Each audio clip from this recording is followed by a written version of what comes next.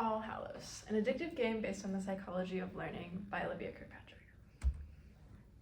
Table of contents. Intro to the type of game and its main plot points and characters. Game structure, overall game structure and game features. Addictive techniques, how the psychology of learning translates to game addiction. Intro, plot, characters, and creatures. Introduction.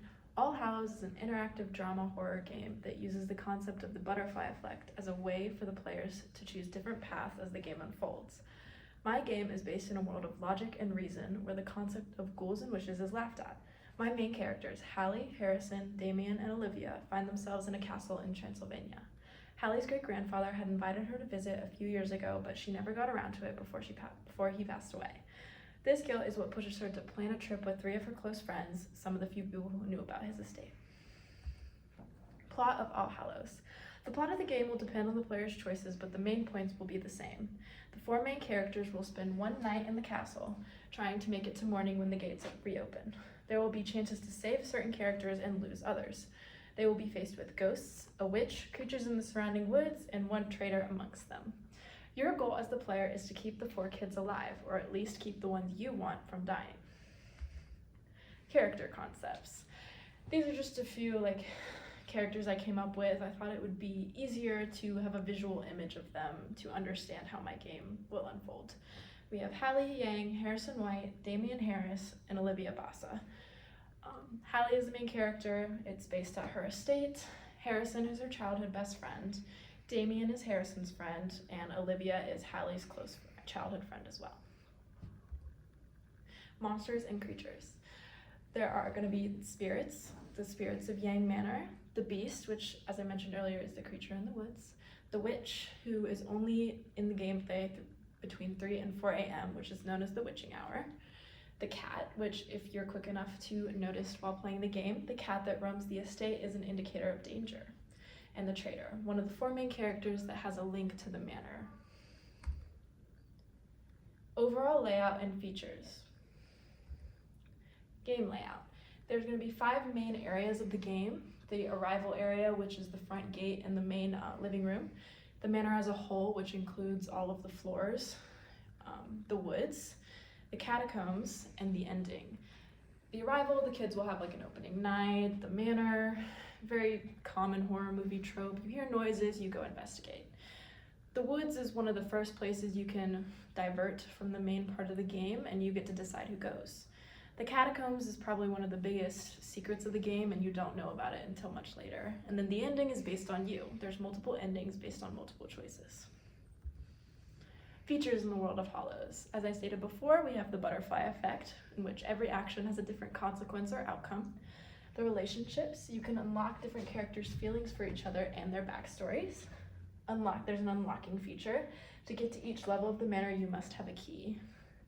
And multiple endings. Every time you play and make different choices, you get a different ending, and there's around 8 total. Until Dawn, Life is Strange, and The Quarry. These are 3 very impressive games All Hallows is based off of. I recommend checking them out if you'd be interested in this kind of game, in the kind of game I'm describing. I've linked them all in the references. Translation to the psychology of learning. My technique outline involves modeling behavior, reward, punishment, overall game design, unanswered questions, music choice, the game's ending, response deprivation hypothesis, and easy access. Modeling behavior. At the beginning of most games, you have a portion that lays out the mechanics and makes the game easy to follow. Modeling the behavior can make a game easier. To pick up and therefore easier to become addicted to. Reward and punishment. In reward, you get to see how the story unfolds. The use of storytelling can be very rewarding if done correctly. You do something right, the characters stay alive or continue in the direction you want them to go. The end goal is to keep everyone alive until the sun rises, and if you do that, you win. Punishment. You choose the wrong option and the story changes. You choose the wrong option and the story changes in a direction that can hurt the characters or cause them to go down an unintended path. As stated previously, this is similar to the butterfly effect. Overall game design. Having an aesthetically pleasing game and a unique style can make the game more appealing to those playing. Interesting graphics and design equal more eye-catching to the player and make them more likely to continue playing the game. Unanswered questions. Creating a storyline that leaves room for theories can make a game a lot more addicting. Based on personal experience growing up, I became obsessed with Five Nights at Freddy's because of theories that sparked from a vague storyline. Having a theory proven right can be very rewarding in of itself and push people to continue their theories in addiction to how the story will play out, which can also relate to positive reinforcement.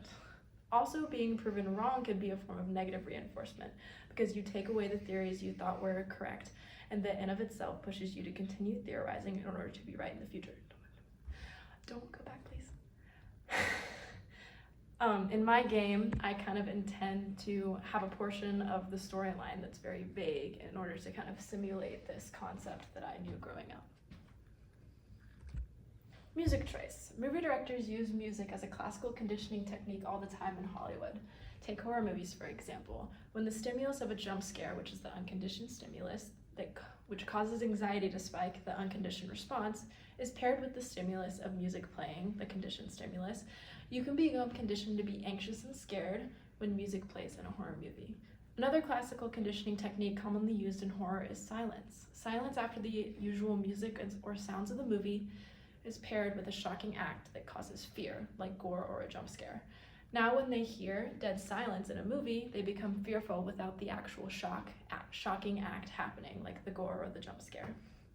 These techniques can be used in my game in a way that adds to the addictiveness of it. Music overall is super important for storytelling and intensity. Without it, a lot of jump scares or images would go underappreciated.